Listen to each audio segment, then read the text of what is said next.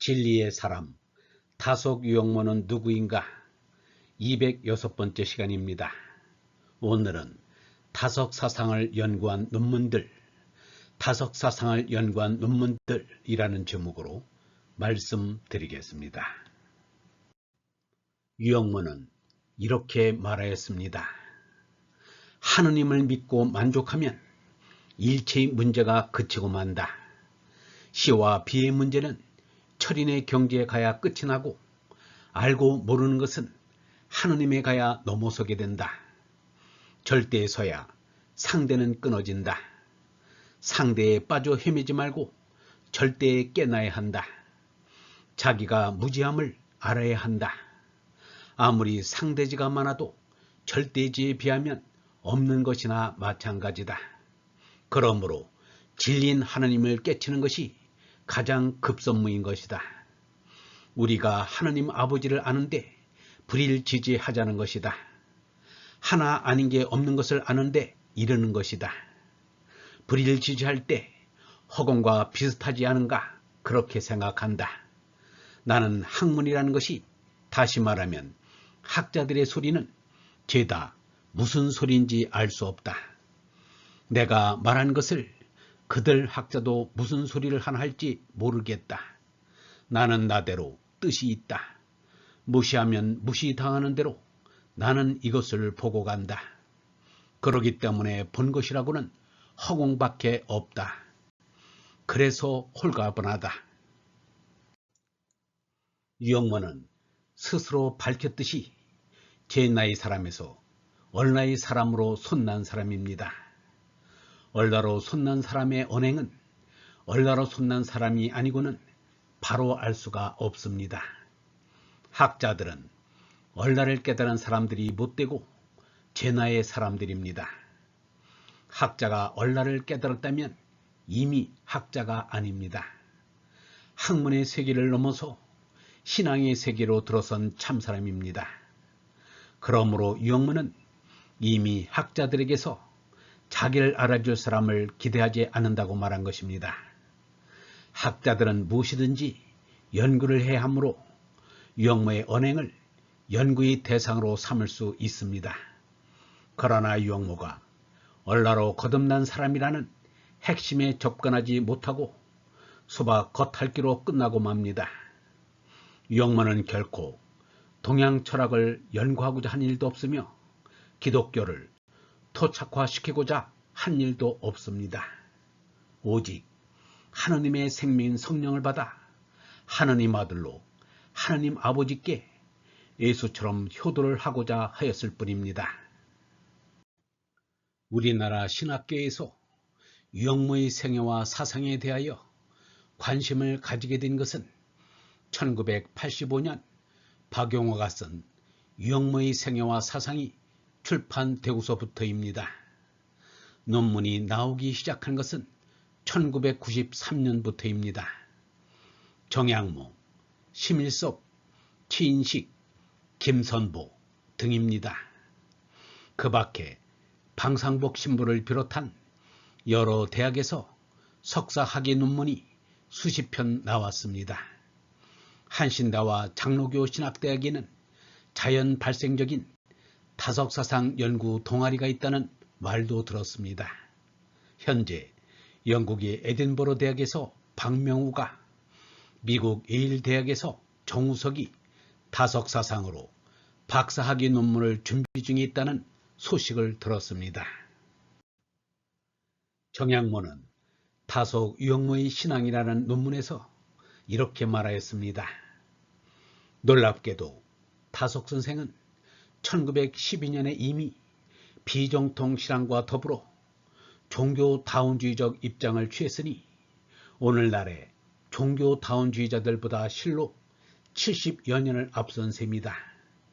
앞으로 다속사상 연구가 진척되어 널리 알려지면 세계 신학계가 놀랄 날이 반드시 오리라고 확신한다. 심일섭은 다속 유영모의 종교다운 사상과 토착신앙이라는 논문에 이렇게 주장하였습니다.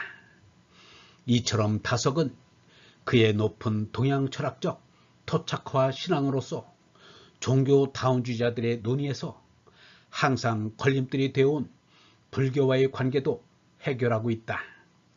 그리고 또한 그리스도 중심주의의 배타성도 넉넉하게 극복하고 있다고 이해할 수도 있다. 최인식은 다석유영모의 그리스도 이해라는 논문에서 이렇게 평가하였습니다. 다석이 종교적 진리를 깨닫고 신앙적 체험에 이른 방법은 일반적인 것과는 달랐다는 점이다. 즉, 특정 종교의 일성 교리를 절대해 놓고 거기에서부터 진리를 연역적으로 경험하는 것을 거부한다. 오히려 이와 반대로 얼사상에 기초하여 모든 경전의 가르침을 보편적 원리로 보고 다양한 신앙 체험의 가능성을 열어놓으면서 귀납적으로 접근한다. 그러나 제 종교의 연합을 위한 통일을 구상하지 않고 아버지 되시는 하느님께로의 귀일만을 추구한다.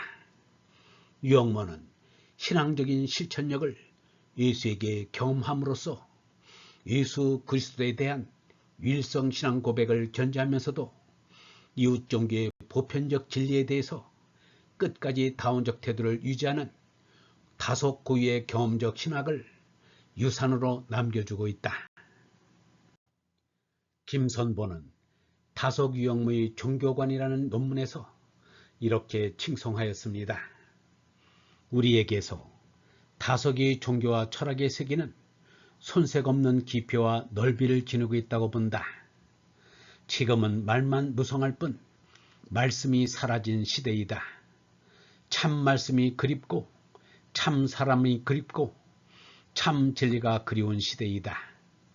다석은 평생 하느님만을 만나기 위해 얼로 하나 되기 위해 몸날을 죽이는 방법으로 식색을 절제했으며 여러 종교의 진리를 마치 벌이 여러 곳에서 꿀을 모아 들이듯이 말씀의 꿀을 모아 오늘의 우리들에게 남겨주었다.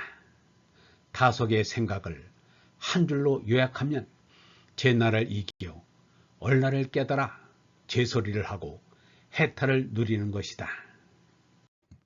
그 밖에도 유영모에 대한 논평이 잡지 CR의 소리, 성서신해 등에 실렸고 조선일보, 한국일보, 동아일보 등에 실렸습니다. 그 가운데 새누리신문에 실린 최술이 글은 이색적이었습니다. 유영모는 우리말 우리글로 신학을 하는 길을 열었다는 것입니다. 최수일은 이렇게 말하고 있습니다. 신학은 왜 어려운가? 신학을 배우는 이들만의 질문이 아니다.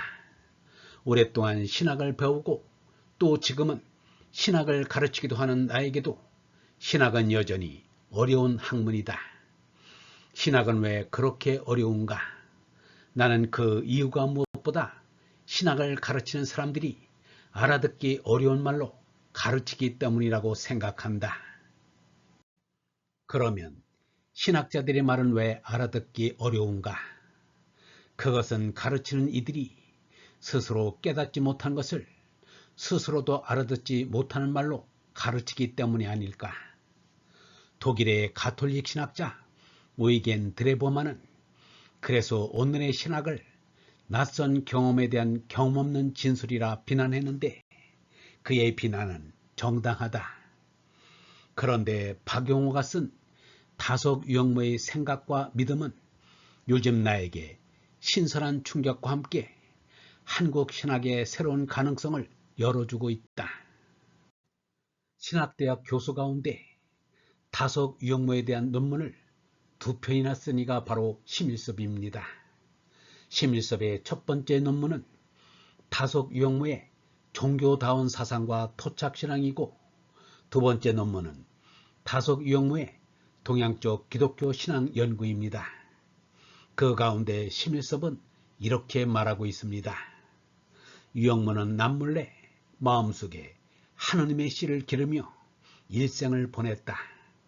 동방에서는 성인을 천명에 따라 진리를 따라 성령에 따라 산 사람을 뜻하는데 다속유영모는 확실히 이 시대의 동방에 난 성자 중에 한 사람이라 봄이 옳다. 그는 말하기를 나는 부귀와 명예를 모르고 하느님 아버지만 사모한 소자라 하였다. 주로 신학자들이 유영무의 다석사상에 관심을 보여왔습니다. 그런데 1999년에 와서 철학자 이기상이 존재 중심의 사유로부터의 해방, 다석사상의 철학사적 의미라는 논문을 발표하였습니다. 그 논문에서 다석사상의 철학사적 의미의 9가지를 들고 있습니다. 첫째, 신이 떠나버린 칠흑같이 어두운 현 시대에 신이 도래할 수 있는 성스러움의 영역을 예비할 수 있는 여지를 다석사상이 마련하고 있다고 할 수 있다.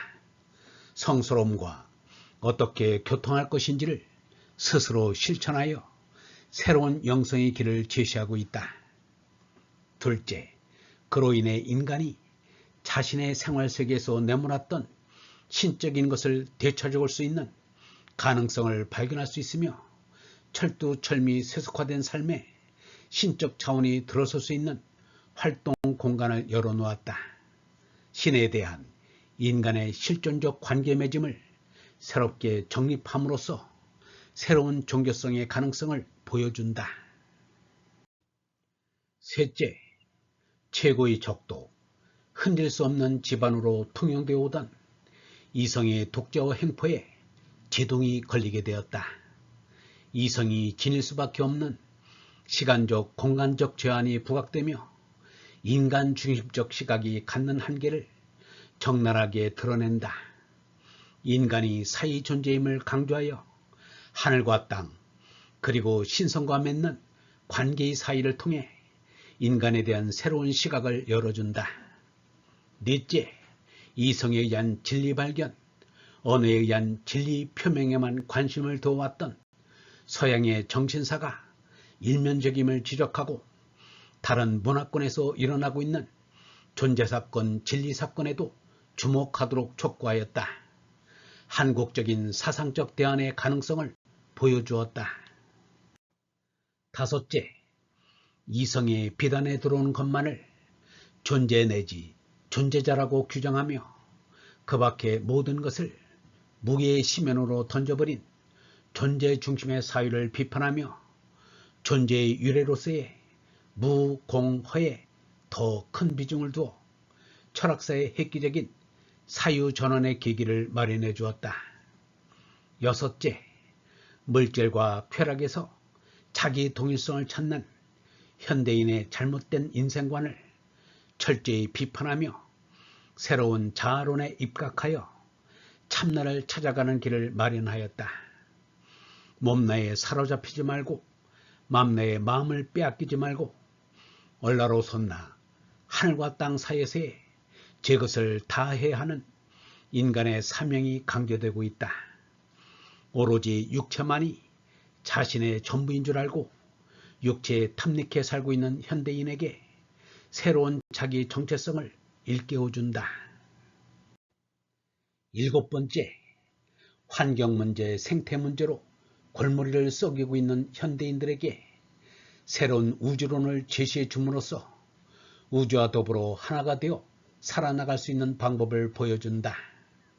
하늘과 땅, 신적인 것과 더불어 하나를 이루면서 하늘과 하나됨을 통해서 새로운 삶의 문법 논리를 찾아나갈 수 있는 실마리를 제공하고 있다.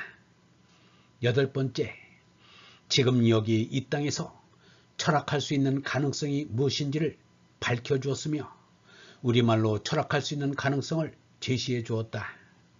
세계화의 추세 속에서 문화의 정체성을 잃어가며 다시 한번 주변으로 떨어져 가고 있는 한국인에게 세계 철학 속에서 떳떳하게 자신의 철학을 정립할 수 있는 가능성을 열어 보이고 있다. 아홉 번째, 전통 가치관은 붕괴되어 버렸고 새로운 가치관은 아직 정립되지 못한 가치관 부재의 우리에게 서양에서 수입한 가치가 아닌 우리 고유한 근본 가치를 정립해 줄 수 있는 가능성을 제시하고 있다. 그리고 그러한 근본 가치로서 현대가 필요로 하는 새로운 기본 가치의 모색에 일조할 수 있음을 보여주고 있다. 인문학연구 제4집 한국외국어대학교 인문과학연구소 출판. 얼본 여러분, 다속사상은 진리의 사상입니다. 예수와 석가의 사상과 다르지 않습니다. 다석은 예수와 석가처럼 제나로 죽고 얼나로 손났기 때문입니다. 학문적 지식에서 오는 소리는 아무리 장광설을 늘어놓아도 땅에 속한 소리요, 세상에 내는 소리입니다. 그러나 얼나로 거듭난 참사람의 소리는 하늘 소리요, 참된 소리요, 생명의 소리입니다.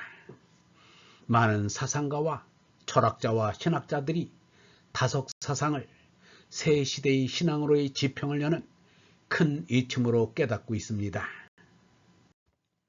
영성신학원 다석 아카데미의 하늘소리였습니다.